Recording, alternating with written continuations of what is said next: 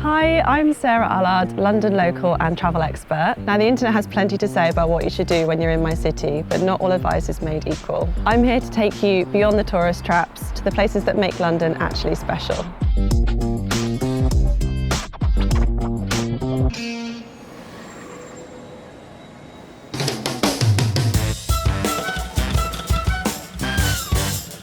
I feel like the cafe and bakery culture in London has, particularly over the last 5 years, just gone crazy. You can absolutely expect to see people queuing for maybe even up to an hour at their favourite bakery now.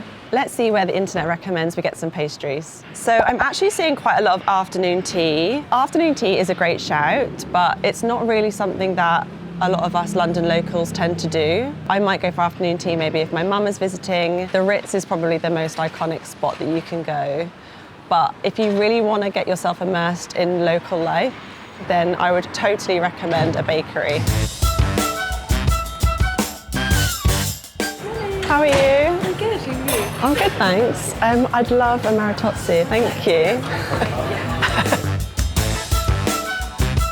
This is a maritozzi. So this is the reason why I love Forno, and I think it's the best bakery in London. When you're in Forno, I feel like you see every type of Londoner. There's people that have just come in from a run, there's parents with kids, you've got people working, people meeting up, having a chat. What do you think makes Forno so popular? Why do you think you get these insane queues? I think part of the appeal is seeing the bakers create the goods like in front of you. People are always taking photos, like walking to the bathroom. We see them like sneakily pull out their phone.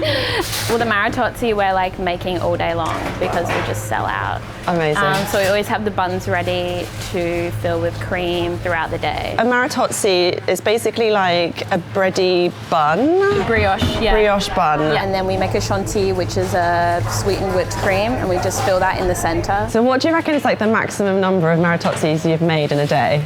I think easily like 300 to 400. Oh my gosh. I don't know how you're supposed to eat one because... Oh yeah, that's... Is there a technique to eating one? Like, no, but I've seen every way here. I've seen people like tackle it with a knife and fork. Yeah. Some people just go for it. Okay. I don't think there is like a one way, but I really enjoy watching the customers struggle with it. So there's really no pretty way to eat this, but I'm just gonna go for it.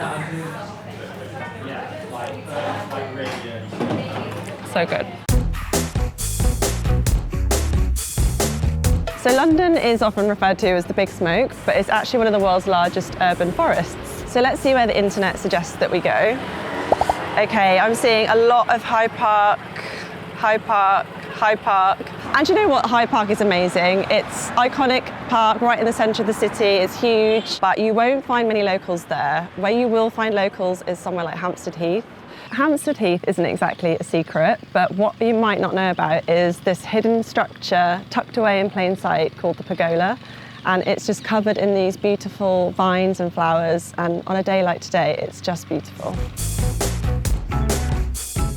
So there's a lot of different information out there about what this actually started life as. And some say that it started life as a pleasure garden in the 20th century for London's high society, which I kind of love. When you're here, you can just imagine people swanning around, having drinks, chit-chatting.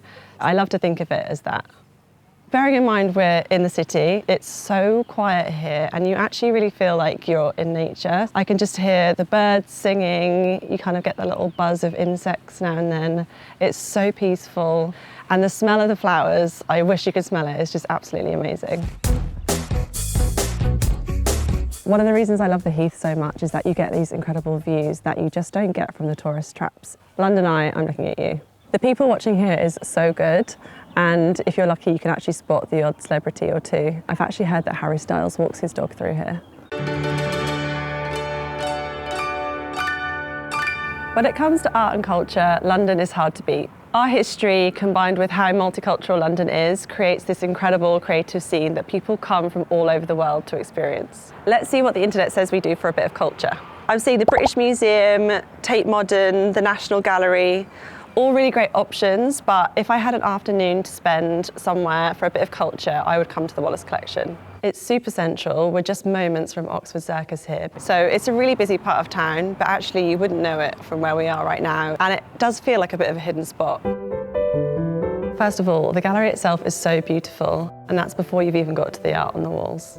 It's home to one of the most impressive fine art collections in the world. Some of this stuff dates back to the 14th century. And one of the best parts about it, like a lot of the galleries in London, is that it's actually completely free to just come in and wander around. The vibe of the gallery is so peaceful. You genuinely feel like you've snuck into someone's home and like you're looking at their private art collection.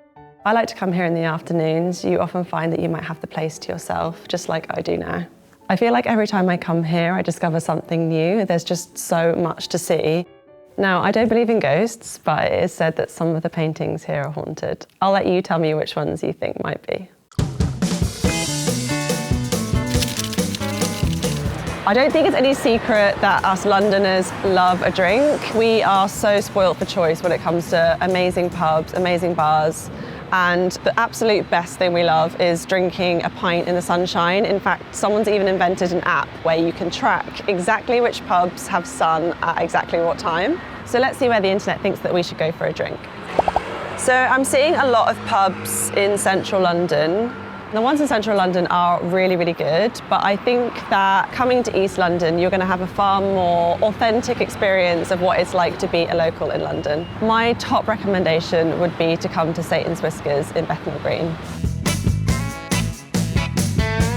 So today I'm going to be joined for a drink by my friend Hannah. So Hannah is an amazing drinks writer. She's been writing about drinks for about 6 years, has it been? Yeah. And now got a really exciting gig, writing for The Guardian. Yeah, as the drinks critic, so everything from wine to beers to buzzballs and cocktails. What a job. Thank you so much. Thank you so the much. menu of today. I kind of want to start with something sparkling. I love anything 75 and I also love cognac. Thank you so much. Oh my gosh, cheers. So good to see you. How is it? Ooh, it's a lot stronger than I thought it was going to be, which obviously because it's got cognac in it. What do you think it is about Satan's Whiskers that the locals love so much? Well, I feel like you've kind of already answered the question. Like, this is a bar that is for locals. I mean, when we were up at the bar and we kind of noted that the menu is something that changes absolutely every single day. That was something, because when it opened 13 years ago, like no one was drinking cocktails in Bethnal Green. Yeah. And the daily changing menu gave locals a reason to come back. And since then, they've won like pretty much every single award there is to be won if you're a bar in London. I've actually come here before and I've been sitting at the bar and someone's literally challenged me and said, okay, give me 4 ingredients that you like and I'll make you something. And there aren't many places in London where you can get that. Tell me a bit about like the drinking scene in London, how it's changed since you've been writing about drinks. Do you think that there's been a bit of a move away from super experimental types of cocktails? I always get asked at the start of the year about drinks trends for the rest of the year, and I think that the idea of trends, like whether it's in hospitality or food or drink or even fashion, it's this idea that it's kind of like out with the old, in with the new. But I think the thing that I love the most about London drinkers and drinking establishments is like the sheer variety. Yeah. And just because you, I don't know, for example, get into clarified tomato cocktails, it doesn't mean that you're going to completely forget about orange wine or kind of like a dirty martini with blue cheese. Tastes are constantly expanding, evolving, and I think it's such a treat to be part of such an experimental and diverse drink scene. So whenever I'm travelling, going to a market in that place is one of my absolute favourite things to do. I think you really get to know the culture and the people really well. And I have to say that London does markets the best. Let's see what the internet thinks is the best market in London. So I'm seeing a lot of mentions of Borough Market and Camden as well. I love Borough Market, it's so iconic and there's some really incredible food places there to try, but it can be quite touristy and it gets super busy. I'd much prefer to hop on my bike and come here to Broadway Market. I absolutely love Broadway Market. It is definitely one of my favourite places to come at the weekend, but you'll find it's going to be bustling every day of the week. It's always full of interesting people and there are some really good snacks around. The shopping here is also really good and I feel like every time I come away from Broadway Market, I have something that I didn't know that I even needed. One of my favourite stops on Broadway Market has to be the Broadway Bookshop. I come in here all the time and you can just get lost in here for ages and ages. Yes, we get lost a bit sometimes too. If we get sort of stuck on doing a bit of shelving, and it's really satisfying, sort of arranging everything. During the week, we usually have our locals, and we've got locals who've been coming for the whole 20 years, and some of them have been, crawling about on the floor when they first came in, and now they've got jobs and girlfriends and boyfriends and stuff, and they come in. It's really nice. The market is sort of bustling with every kind of world street food you can get. I just love bustle, and I love people. That's why London's so wonderful. Everybody can just be who they are in London.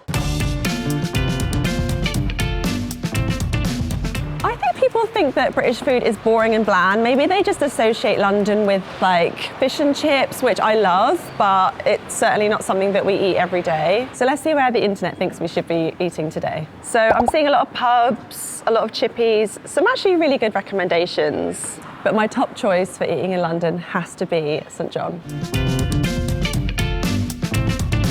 Today I'm so excited because I'm going to be there with a restaurant icon, Trevor Gulliver himself. Wow, this is a strong start to the day. Yes. What do we have here, Trevor? This is a Negroni. Cheers. Yeah. They're very strong, but they are so good. It's just so refreshing, and it just pairs perfectly with the meal that we're about to have.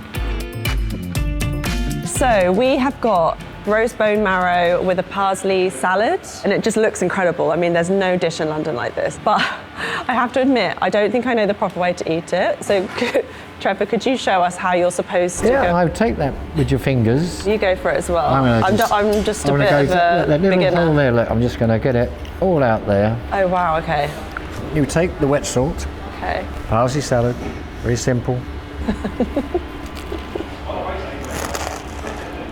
As good as it ever is. Yeah. Cheers to that. What we have now is another one of my favourites, Welsh rarebit, which is absolutely delicious. What's the history behind this one, Trevor? Tell us a little bit about this. I'm going to dig in because I'm starving. I'm going to tell you what to do. So, oh yeah, please do. Okay. good idea is you score the canals. So you can do it diagonally. Be positive, and then you take your Liam Perrins, I should say Worcestershire sauce, and just tip it so it runs down the canals. And then I would suggest that you could cut that into slices or fingers, like Sherzies. Yeah. So what we would Dig in. invariably do is just slice it. Once whoever did the honours, Rarebit fingers, I like it. we would slice it in the rarebit fingers and munch it. If you're having a glass of good cider at the bar or whatever. It's just so comforting.